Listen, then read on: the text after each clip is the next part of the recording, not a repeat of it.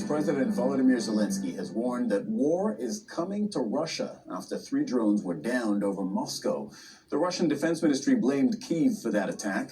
Drones have reached the heart of the Russian capital in recent months, though they've not caused major damage.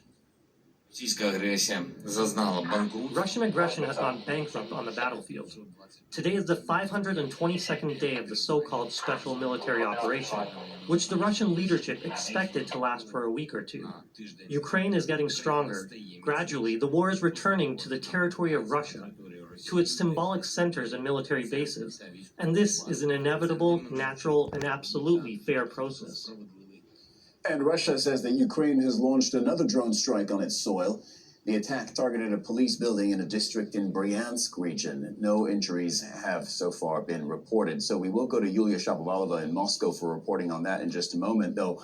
Let's begin right now with Step Vasin. Step, you're in Ukraine. Let's start with these comments by the Ukrainian president. What do you read into what Zelenskyy said, that he now almost officially supports attacks on Russian soil? Well, these are very interesting comments indeed, and it could be hinting at a new strategy from the side of Ukraine, in which it wants to involve basically the Russian population more into this war, because until now Russia's population hasn't felt much of the war, and these drone attacks in Moscow, in the political and economical heart of Russia, could of course put pressure from the population, the Russian population, on President Putin. But this is so far, of course, pure speculation. He hasn't said anything like that, but this is what you could read into it. They have also not officially claimed these attacks on Moscow on Sunday. But while Russia's population is not feeling much of the war here in Ukraine, of course, it's a completely different story. Every day, the Ukrainian population feels the results of the war. There are attacks nearly every day. And as we speak, just before we went on air, there was an attack in Kryvyi, where also a residential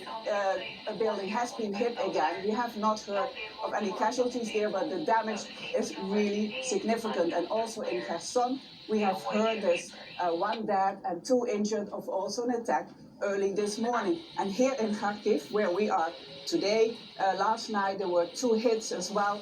1 in the city at a warehouse, 1 person got injured, and 1 outside of the city close to the Russian border where a private house was hit. All right, Step, stand by for us for a moment, please. I want to go to Yulia, who's in Moscow, and talk about the ripple effect of all of this on the Russian side of the border. First, Yulia, what do you know on the attacks in Bryansk? Yes, according to the Russian side, a Ukrainian drone struck a police station with no casualties there. The attack took place in the border Bryansk region, as you say. So basically, that's the official information we have. So people are getting used to wake up to the news like that, unfortunately. Also, earlier on today, a UAV crashed in a farm near Taganrog in the southern Russia. And according to local residents, a car caught fire there, and one of the houses was damaged. And there are also reports that the locals had to cope with the consequences of that attack themselves. They had to extinguish the flames themselves. Then the emergency workers and firefighters joined them, and no casualties were reported there. But some people were panicking, though. That's according to the reports. Yulia, tell me a little bit more about whether all of this is moving the needle for the Russian public in any significant way, because drone attacks yesterday on the capital, I know there wasn't that much damage, but symbolically really significant. Those pictures carry weight. Today, more drone attacks in Bryansk, Zelenskyy warning that the war is coming to Russia. I wonder if this moves the needle for the Russian public.